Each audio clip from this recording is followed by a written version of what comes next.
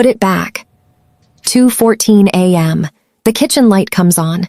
She freezes at the marble island with a piece of mackerel in her hand and rice in her apron pocket. She does not turn around. I said put it back and turn around. She turns. Her hand is shaking. She has not eaten in 19 hours. He is standing in the doorway in a black undershirt. He runs the oldest crime family in Seoul. He has just caught his housekeeper stealing food at 2 a.m. on the 8th night in a row. He looks at the apron pocket. He looks at her face. He says very quietly, "There is more in the second drawer if you need it." He walks past her, takes a beer from the refrigerator and turns out the light on his way out. Mara Bekele stands alone in the dark with a piece of mackerel in her hand. She does not know yet that the food is going to a 6-year-old girl in a warehouse 3 blocks away. She does not know yet that the child is his niece. She does not know yet that by next week, 2 men with guns will be dead at her feet on his bedroom floor. This is a Seoul Heart Stories story about a starving woman, a hidden child, and the most dangerous man in Seoul learning what was in his own house the whole time. 3 weeks earlier, a small lawyer's office in Itaewon, October, rain on the window. Mara sits across from a Korean lawyer she has never met. He is 61. His tie is crooked. He has not stopped looking at the door since she walked in. He slides a photograph across the desk. A 6-year-old girl in a yellow dress, 2 careful braids, eyes like Hannah's, mouth like Hannah's. The exact same small dimple under the lower lip. Mara picks up the photograph. Her hand does not shake. Her hand never shakes in front of strangers. Her name is Baum, the lawyer says. Yoon Baum. Yoon. Your sister's husband was Korean. His name was Yoon Jae-min. He was killed 2 months ago. Hannah died in childbirth a year ago. I buried my sister a year ago. You did not know about the child? No. Baum has been living with a woman who used to clean for them. That woman was found in the Han River yesterday. The radiator clicks. The rain. Where is she now? Alone. A warehouse in Yongsan. 2 days without food. He slides a folded address across the desk. She memorizes it before she pockets it. Why are you telling me this? Because Yoon Jae-min came to my office a year ago. He told me if anything happened to him, I was to find Hannah's sister in Addis Ababa. He said you were the only person in the world he would trust with his daughter. Then why are you scared, lawyer? Because 3 people who knew about Baum are already dead. The man who killed her father is named Park Jun-il. He is hunting any heir. I will be next. Find her. Feed her. Don't let them take her. The elevator opens. The doors close on his face. She does not see him alive again. The office burns at 4 a.m. arson. 3 witnesses come forward and change their stories within 24 hours. She walks out into the rain in Itaewon, and her chest is so tight she cannot breathe. Hannah had a daughter. Hannah had a daughter and was buried a year ago, and the daughter is alone in a warehouse. She walks. She does not take the subway. She walks the entire way from Itaewon to Yongsan because her legs need to do something. She is 13 years old in her head the entire walk. The hospital ward in Addis Ababa. Her mother dying. Hannah asleep in the chair. Her mother pressing the last bowl of rice into her hands. Eat last, Mara. The hungriest child eats first. She is younger. You feed her until she can feed herself. Mara had not eaten in 2 days then either. She had pushed the bowl into Hannah's lap and watched her sister eat the whole thing. She is 26 years old now. Her mother has been dead for 13 years. There is another hungry child waiting in another building. Mara Bekele is going to feed her. She finds the warehouse at 6:40 p.m. broken window on the east side. She climbs through. It smells like dust and old paint and a child who has not bathed in 3 days. Baum, nay, are you here? A small voice in the dark. Who is asking? My name is Mara. I am Hannah's sister. I am your mother's sister. Your father told a man my name before he died. A small lantern clicks on at the back of the warehouse. A 6-year-old girl is sitting on a thin mattress with a wooden box in her lap. The dress is yellow. The braids are coming undone. Her eyes are enormous. My father said you would come. I am sorry I am late, Nene. I did not know you existed until 2 hours ago. Bom opens the wooden box. She takes out a photograph. 2 people on a wedding day in a small church in Addis Ababa. Hannah in white, a Korean man in dark suit, both laughing. This is my mother. Yes. This is my father. Yes. They are dead. Yes, and... Bom closes the box, reaches into the pocket of her dress and takes out half of a granola bar in a torn wrapper, the last food in the warehouse. She holds it out to Mara. You walked here. You should eat first. Mara closes Bom's small fingers back around the granola bar. Eat it, Annie. The hungriest child eats first. Bom eats it. Slowly. She chews each bite for a long time so it will last. Mara watches her eat and does not let her face move because Mara Bekele does not cry where any child can see her. What do we do now? Now I find a job near here. I will come back tonight with food, every night. Will you stay until I fall asleep? Yesin. Bom curls up against her hip on the mattress. After a few minutes, she starts to hum a song. Slow, careful. The kind of song one person teaches one other person. What is that song, Nene? My father sang it to me every night. It is a beautiful song. He said his mother sang it to him when he was little. Bom hums until she falls asleep. Mara sits in the dark with a sleeping child against her hip and a Korean lullaby still humming in the air around her, and she makes a list in her head of the things she needs to do tomorrow, the next morning, 9 a.m., a domestic staffing agency in Hanamdong. I need live-in, cash weekly. I start today. The agent flips through her file. I have one position. The family fired their last housekeeper 3 weeks ago. They have been blacklisted from every other agency. We took them on because they pay triple. Who? The Yoon family? Hanamdong compound. Mara's face does not move. 3 million won per week. Cash. Live-in. I will take it. You should know what you are walking into. I will take it. The agent closes the file. Be at the gate at 2 p.m. Mrs. Lim will meet you. Do not be late. Do not look anyone in the eye unless they speak first. Mara walks out and goes straight to a market, spends almost all her cash on 3 days of food, bread, cheese, 2 apples, milk. She walks to the warehouse. I got a job. It is 3 blocks from here. I will bring you food every night. Whose house? She makes the only decision she can make. She tells the truth. It is your father's family's house, Enen. Your uncle lives there. Your father's brother. He does not know you exist. I am going there to learn what kind of man he is. Until I know if he is safe. You cannot meet him. Bom thinks about this for a long time, then she nods. Is he a bad man? I do not know yet. How will you know? I will watch him. People show you who they are if you watch. My father said that too. He said good people show you with food, bad people show you with money. Your father was wise. Then he was good. Mara walks the 3 blocks to the Yoon compound and presents herself at the gate at 1:55 p.m. The compound takes up an entire block. Stone wall 8 feet high, 2 cameras.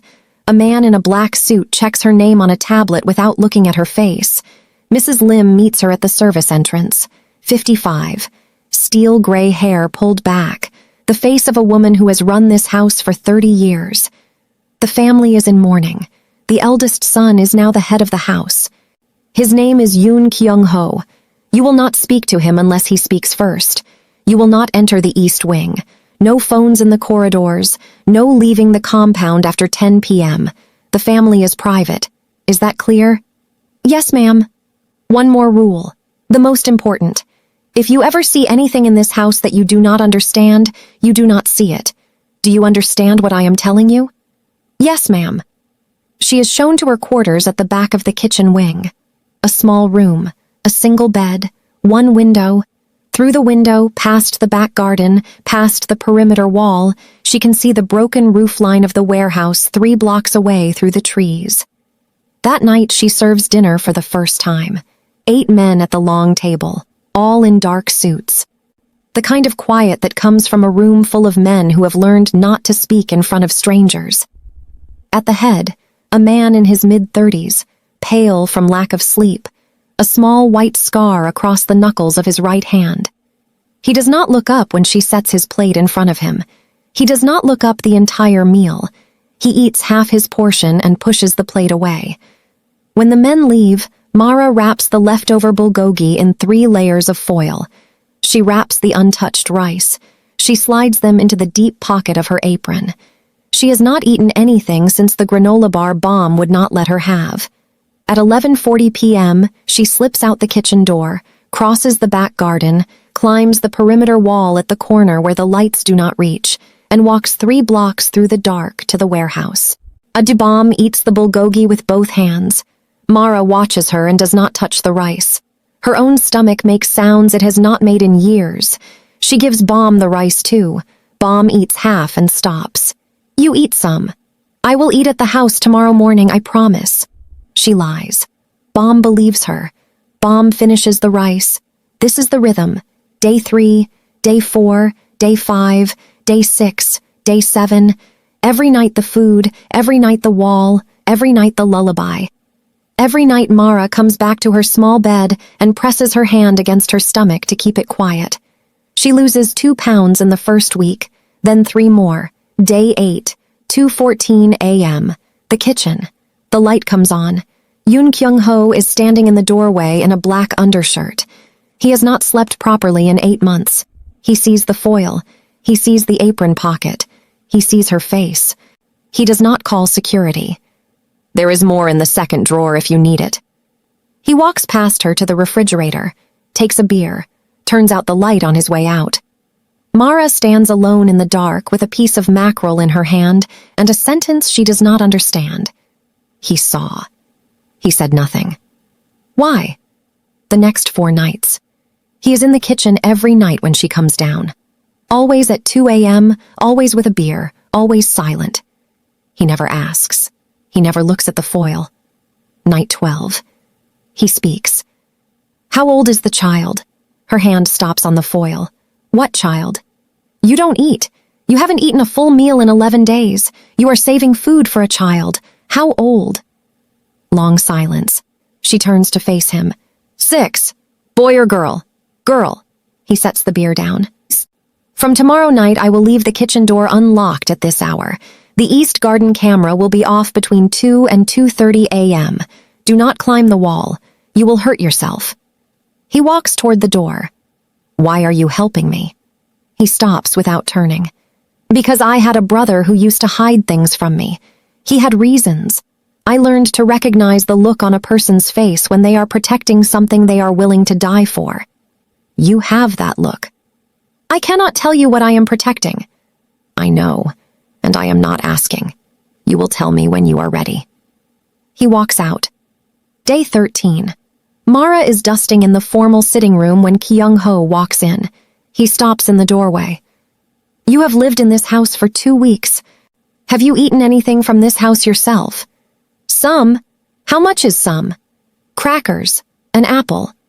He walks to the kitchen, comes back with a plate of dumplings and a bowl of rice and a glass of water on a tray, and sets the tray on the side table. "Sit. Eat. I am working. You can sit. There is no one in this house who outranks me. Sit." She sits on the edge of the silk sofa and eats the dumplings one at a time. They are the first hot food she has eaten in 14 days. He stands by the window with his back to her. He is looking at the garden, but he is paying attention to whether she finishes the food.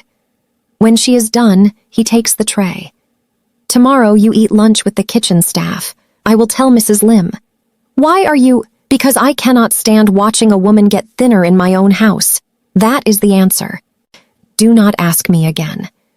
He walks out with the tray. Mara sits on the silk sofa with her hands folded in her lap and her stomach full for the first time in 2 weeks, and she does not know what to do with the feeling in her chest. Someone is feeding her. Someone is feeding her so she does not have to feed herself last. Day 15. Late afternoon. Mara is dusting the corridor outside Kyung-ho's private study, and the door is ajar. She glances in. One entire wall of the study is covered in photographs and documents, surveillance shots, family photos, news clippings, maps with red pins. In the center, large, framed, lit by a small lamp, a photograph of a man in his late 20s laughing at his own wedding. The same man whose face is in the wooden box under Baum's mattress. The same nose, the same jaw. The exact same dimple under the lower lip. Yoon Jae-min. Mara's knees almost go. She catches herself on the corridor wall. She has known Baum is a Yoon. She has known the man she works for is Baum's uncle. She has known this since the morning she walked into the staffing agency. She did not know that Kyung-ho was grieving. She did not know that the entire compound is a man trying to find out who his brother loved before someone else gets there first. She did not know that the photographs on that wall were not surveillance. They were a man searching for his own family. She steps back from the doorway and walks to the laundry room and stands at the sink with her hands under cold running water for a full minute. Kyung-ho is helping a starving housekeeper because his brother used to hide things and he learned to recognize the look. Mara is hiding the exact thing Kyung-ho has been searching for. She walks to the warehouse that night with food in her apron and the photograph wall burning in her head. She watches Baum hum the lullaby into the dark. She thinks, 1 more week. Then I will tell him. She does not have 1 more week. Day 16, the laundry room. Mara is folding pillowcases. Across the table, Kim Soo-jin, 29, soft-spoken, has been kind to Mara since day 1, is folding sheets. Soo-jin glances toward the door. The corridor is empty. She slides a small phone out of her apron pocket, takes a photograph of the duty roster pinned to the wall, puts the phone away.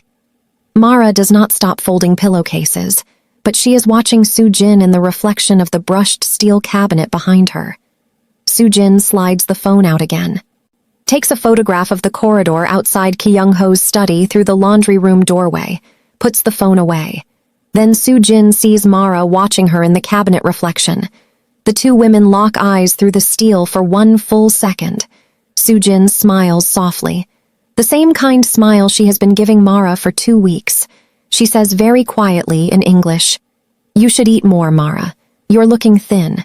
Where do you go at night?" Mara folds 3 more pillowcases at the same calm pace. Then she excuses herself to use the bathroom, walks down the corridor, walks past the study, walks straight into Kyung-ho's office without knocking. He looks up from his desk. He gestures to the chair across from him. She does not sit. "Kim Soo-jin is taking photographs of your corridors. She has been watching me for at least 6 days. She knows I leave the compound at night. I am telling you this now because I do not have time to be careful." Kyung-ho's face does not change. He picks up the phone, says 3 words in Korean, hangs up. She is being held in the security office as of 30 seconds ago. Sit down. She sits. Now tell me about the child. She looks at him for a long time. The moment is the entire pivot of the story. She tells him everything. Hannah leaving Addis Ababa at 22. The marriage Hannah never told anyone about. The daughter Mara learned existed 16 days ago. The dead lawyer. The warehouse. The wedding photograph in the wooden box. The child who is 6 and has been alone for 23 days and who hums a Korean lullaby that her father taught her. When Mara says the words, Yoon Jae-min, Kyung-ho's hand closes on the edge of his desk so hard the wood creaks under his palm. He stands up. "Take me to her, now." They leave through the kitchen, cross the back garden, walk 3 blocks through the dark to the warehouse. It is 9:47 p.m., the earliest Mara has ever come. Mara goes in first. Kyung-ho waits outside the broken window because she asks him to. She is 6. I will not let her meet her uncle in the dark with a stranger. Wait. He waits. He is the most dangerous man in Seoul, and he is standing outside a broken warehouse window in October, waiting for a 6-year-old to give him permission. Mara crawls through the window. Baum sits up on the mattress. "You are early. Listen to me, Enne. The man outside is your father's brother, your Samchon. He has been looking for you for 8 months. He did not know you existed until 40 minutes ago. I think he is the kind of man your father told you about, the kind who shows with food. Has he given you food?" "Yes, he has been feeding me for 2 days." "Then he is good. I want to meet him." Mara goes to the window. Come in. Kyung-ho has to bend almost double to fit through the broken frame. He kneels just inside it because some part of him already knows you do not approach a small child standing at full height. Bomb is sitting on the mattress with the wooden box open in her lap, the wedding photograph in her hands. She looks at him for a long time. He cannot speak. Then she does the thing none of them are expecting. She starts to hum the lullaby, the same one his mother sang to him and to Jae-min when they were boys. The same one he had forgotten he knew until this exact second when a 6-year-old he did not know existed is humming it at him in a warehouse 3 blocks from his own house. Kyung-ho puts his face in his hands. He does not make a sound. The most feared man in Seoul kneeling on a warehouse floor in October, weeping silently into his palms while a child hums his mother's lullaby across 2 meters of dust. When Bomb finishes the song, she says one word. Samchon. He lowers his hands. His face is wet. Yes, Nene, I am your Samchon. My father said his older brother had a scar on his hand from a fight in Busan. Show me. He shows her the small white scar across the knuckles of his right hand. Bomb nods, as if she has just verified something important. She climbs off the mattress and walks the 3 steps to him and puts the wedding photograph into his open palm. Then she touches his wet face with her small fingers. Don't cry, Samchon. I am here now. I have been here. I was just waiting for someone to find me. Mara stands by the broken window watching the 2 of them, and her own face is finally wet because Bomb cannot see it, and the dark is hiding it. Kyung-ho looks up at her. Pack her things. We leave in 2 minutes. She is sleeping in my house tonight. The compound. 11:14 p.m. Bomb is asleep in a guest room on the 2nd floor, the first real bed she has slept in for 24 days. 2 of Kyung-ho's most trusted men are stationed outside her door with instructions that any movement toward that room will be answered with bullets. Kyung-ho and Mara sit alone in his study. He has poured her a glass of water and a glass of whiskey for himself. He has not touched the whiskey. He tells her everything. The 8 months of hunting. The dead leads. The contacts who were killed before he could reach them. The name Park Jun-il. Why Jae-min was killed. A port contract that escalated, a war Park started and Jae-min refused to walk away from. Why Park is hunting any Yoon heir. Korean bloodline tradition makes the heir a legitimate revenge target for 20 years. Soo-jin is one of at least 3 Park spies he has identified. She had hours between her last photographs and the moment they caught her. Park almost certainly already knows about the warehouse. How long until they come? Tonight. Possibly tomorrow night, not longer. What do we do? He looks at her. The whiskey is still untouched. You are a housekeeper from Addis Ababa who just brought me my brother's daughter. You don't have to do anything else. You can take Bomb and leave the country tomorrow morning. New names, new passports, a house in Lisbon or Vancouver. I will pay you whatever you need to disappear with her safely. She is quiet for a moment. My mother died when I was 13. The last thing she said to me was that the hungriest child eats first. I have been eating last for 13 years. I am not handing Bomb to a stranger and running. She is the only blood I have left. If you want to keep her safe, we keep her safe together. I am not leaving. Something happens in his face that has not happened in 8 months. He almost smiles. Then we don't run. We bring them to us. He is 12 sentences into the plan when his phone buzzes on the desk between them. He looks at it. His face changes. Motion sensor at the warehouse. 3 vehicles. 8 men. They went there first. They are coming here next. How long? 12 minutes. He stands. He is no longer the man who poured a glass of whiskey he did not drink. He is moving fast and quiet, and his voice is the calmest it has been since Mara walked into this house. Follow me. They move through the corridors. He calls out 3 names as they pass through the kitchen. 3 of his men appear from doorways already armed. He says 4 sentences in Korean. They scatter. They reach the foot of the main staircase. The first explosion goes off, not at the front gate, at the east wall. Park has brought a breaching charge, and they were already at the wall when the motion sensor tripped at the warehouse. The warehouse motion was a decoy. The east wall is the side closest to the guest room. Kyung-ho is no longer walking. He is running. Mara is running behind him. Gunfire from the back garden. One of his men down. The east wing breached. 2 Park men already inside the corridor below the staircase. They reach the top of the stairs. He turns, hands her his secondary pistol from the holster at the small of his back. Get her to the safe room behind the master suite. The code is 6683. Lock it from the inside. Have you ever fired a pistol? No. Point, pull, body, not head, 7 rounds. Do not waste them.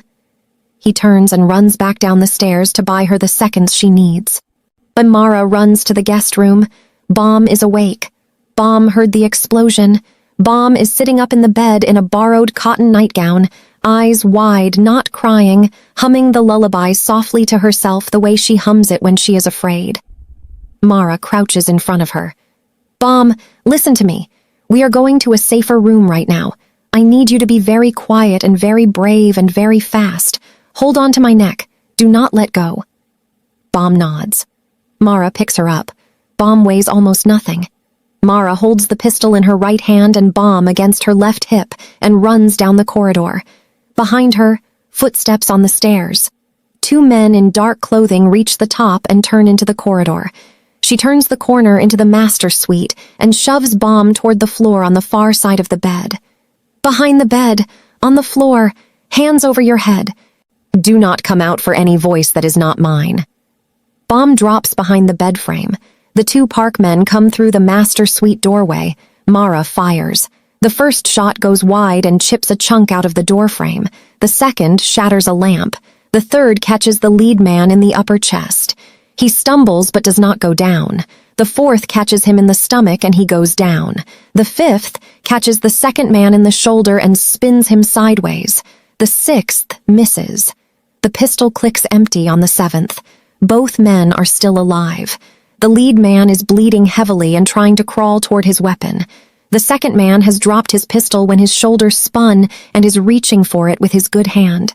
She has no more bullets, no more time, and a 6-year-old behind her. Eat last. The hungriest child eats first. She does not run. She charges them. She drives her shoulder into the bleeding man's chest, and they both go down on the polished hardwood. She gets one knee on his throat. She reaches for the second man's wrist as he is bringing the pistol up. She bites the meat between his thumb and forefinger as hard as she can. He screams. The pistol drops. She picks it up off the floor with both hands. He is reaching for her with his good hand. She shoots him twice in the thigh because Kyung-ho said body not head, and his thigh is the closest part of his body to her hands. He goes down screaming. The first man has his hand on his weapon now. He is raising it. She brings the butt of the pistol down on the back of his head with all the strength she has left in her arm, and he stops moving. She stands in the doorway of the master suite. Her hair has come out of its braid. Her uniform is torn at the shoulder. Blood on her hand that is not hers. She is breathing hard. 2 men down at her feet. A 6-year-old is humming a Korean lullaby softly into the dark behind the bed. Kyung-ho appears in the corridor behind her. Blood on his sleeve, not his. He stops in the doorway, looks at the 2 men on the floor, looks at her standing over them with the borrowed pistol in her hand and her hair coming undone, looks at the small face of his niece peering over the top of the bed frame. Bomb is still humming. Mara meets his eyes. The hungriest child ate first. He understands. He does not understand the words. He understands what they mean. He walks across to her, takes her left hand very gently and turns the wrist. There is a long, shallow cut on her forearm where one of the men's rings caught her. You will need stitches, not many. Bomb, listen. They both listen. The lullaby is still going behind the bed. He closes his eyes for 1 second, then opens them. It is over down there. Stay with her. Lock the door behind me. Do not open it for any voice except mine. Kyung-ho. He turns. Thank you for the second drawer. For the dumplings. He looks at her for a long second. Thank you for not eating them alone. 6 days later, the council room of the Joseon Hotel, the neutral meeting space used by all 6 Seoul syndicates, 300 men, 6 family heads at the central table, cameras disabled at the door. This meeting will not officially exist. Kyung-ho has spent 5 days quietly delivering evidence to the other 4 families. The proof of Park's role in Jae-min's killing, the dead lawyer, the assault on the compound, photographs from Soo-jin's confiscated phone, including 3 that placed Park's lieutenants inside the compounds of the Choi and Lim families on dates those families had not authorized. 4 families have privately committed to standing with the Yoons before the meeting opens. Park does not know any of this when he walks in. Park thinks this meeting is about a port contract. Kyung-ho rises. Before we discuss the port, there is a personal matter. Park frowns. Personal matters do not belong at this table, Yoon-si. This one does. He lays out the evidence. Plain, unhurried. He talks for 11 minutes. The room goes from polite attention to absolute silence. Park rises to defend himself. This is fabrication. I have no knowledge. Sit down, Park-si. It is the head of the Choi family who has spoken. Choi Hyun-woo, 68, has not raised his voice in this room in 15 years. Park sits down because he has just realized he is alone. Kyung-ho looks at the doors at the back of the council room. Bring her in. The doors open. Bom walks into the council room of the Joseon Hotel holding Mara's hand. She is wearing a small navy dress Mrs. Lim picked out for her 3 days ago. Her hair is in 2 careful braids. She is 6 years old, and there are 300 of the most dangerous men in Seoul looking at her, and she does not seem afraid. She is holding the hand of a tall woman with rich, dark brown skin in a simple, dark dress. Her hair is in a low bun. Her left forearm is wrapped in a clean white bandage under the sleeve. She walks the way a woman walks when she has been shot at 6 nights ago and survived. They walk down the center of the room together. Stop in front of the central table. Kyung-ho's voice carries to the back of the room. This is Yoon Bom, daughter of Yoon Jae-min, the last living blood heir of the Yoon family. She is 6 years old. She has been hidden in an abandoned warehouse 3 blocks from my own house for 24 days because the man at this table, he points at Park, murdered her father, murdered her father's lawyer, murdered the woman who was hiding her, and tried to murder her in my own house 6 nights ago using a breaching charge on my east wall. The room does not breathe. Any move against this child from this day forward is a move against the Yoon, Choi, Lim, Kang, and Seo families simultaneously. Park-si will leave Seoul before sundown. He has until 6 p.m. to be on a plane. After 6 p.m. he is fair game. Choi Hyun-woo raises his right hand in formal assent. The head of the Lim family raises his hand. The head of the Kang family raises his hand. The head of the SEO family raises his hand. Park's own 4 lieutenants do not raise theirs. 2 of them stand up from their chairs behind Park and walk away from his side of the table to the empty chairs along the back wall. The other 2 follow 10 seconds later. Park is exiled in the space of 90 seconds in front of 300 witnesses by his own men. Kyung-ho turns toward Mara. And this is Mara Bekele from Addis Ababa, sister of the woman my brother loved. She kept his daughter alive when none of us knew she existed. She walked into my house 3 weeks ago and starved herself for 16 days to feed a child she had met 3 days before. 6 nights ago, she fought 2 of Park's men in my own bedroom with 6 bullets in her hands. The Yoon family owes her a debt the Yoon family will spend 20 years repaying. Anyone in this room who lays a hand on her or speaks against her name is laying a hand on me. 300 men bow. Mara stands at the front of the room with Bom's small hand in hers, and her face does not move because Mara Bekele does not cry where any man in a suit can see her. Bom is looking up at the chandelier above the central table. Bom does not understand most of what just happened. Bom is 6 years old and the chandelier is very pretty. Bom starts humming the lullaby, very softly. The men at the front tables hear it. The room goes still around the song. Park Jun-il walks out of the council room alone, past 300 bowed heads, past his own lieutenants who will not look at him. 6 weeks later, the Yoon compound, the dining room. Evening. The long, formal table has been replaced. Kyung-ho ordered it removed the morning after the council meeting. In its place is a smaller round table that seats 6. Tonight, 3 of the chairs are filled. Bom sits in a small chair beside Kyung-ho. She is drawing on a paper placemat with crayons. She is also humming the lullaby quietly under her breath, the way she always does now, the way she will always do for the rest of her life, because the song is the part of her father she still owns.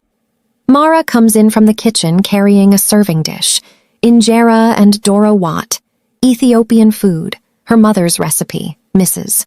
My Lim has been letting her use the compound kitchen for whatever she wants on Tuesdays and Fridays. Bom has been asking for her grandmother's food for 2 weeks.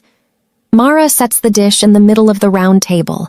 She picks up the serving spoon, spoons doro wat onto Bom's plate first, then onto Kyung-ho's plate. Then she begins to serve her own plate last, the way she has eaten for 13 years. Kyung-ho reaches across the table and takes the serving spoon out of her hand. He puts a full portion onto her plate, a larger portion than he gave himself. He hands the spoon back to her. He looks at her across the round table. "Eat first, Mara. You ate last for too long." She looks at him for a long second. She does not say thank you. She does not need to. She picks up a piece of injera with her right hand and tears off a small piece and puts it in her mouth. It is the first meal of her own she has eaten first since she was 13 years old. Bom looks up from her drawing and watches them both. Then Bom reaches across the table with her small hand and tears off a piece of her own injera and feeds it across the table to Mara, the way Mara has fed Bom every night for 43 days. Mara eats it from Bom's small fingers. Nobody speaks. The lullaby is still humming softly in the room because Bom is still humming it under her breath while she draws. Later, after Bom has been carried upstairs and put to bed, Mara walks out onto the back terrace alone. The October air is almost cold. The Seoul skyline is lit up beyond the perimeter wall. From the terrace she can see, 3 blocks away through the trees, the broken roofline of the warehouse where she found a humming child on a thin mattress 23 days ago. Kyung-ho finds her there. He stands beside her at the railing. Not too close, she turns to him, takes his hand. It is the first time she has reached for him. "I came here to keep her alive." "I know. I am staying because I want to." He turns his hand over so their palms are pressed together. He does not speak for a long time. Then he says, "My brother used to sing that song to me when we were boys. I had forgotten it. The first time I heard her hum it through the warehouse window, I almost fell down. I have been hunting for him for 8 months, and I found him in a song his daughter learned from him before she could speak." Mara closes her eyes. He says, "You brought him back to me." She says, "She brought you back to her." Inside the compound on the 2nd floor, in a room with a real bed and a real lamp and a real door with a lock, a 6-year-old girl is asleep with a wedding photograph under her pillow and a Korean lullaby still humming faintly through the air. This is a Seoul Heart Stories story, about a starving woman who fed a child nobody knew existed, and a song that brought a dead brother home in the voice of a daughter he never got to meet. Some stories you watch, this one you carry. Stay dangerous, stay loved.